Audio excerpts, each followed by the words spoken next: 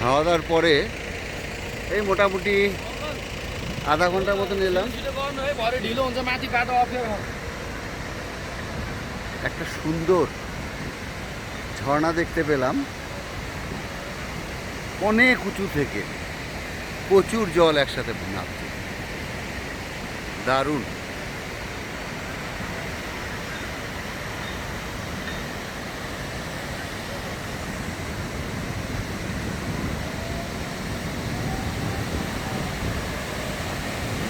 অসাধারণ।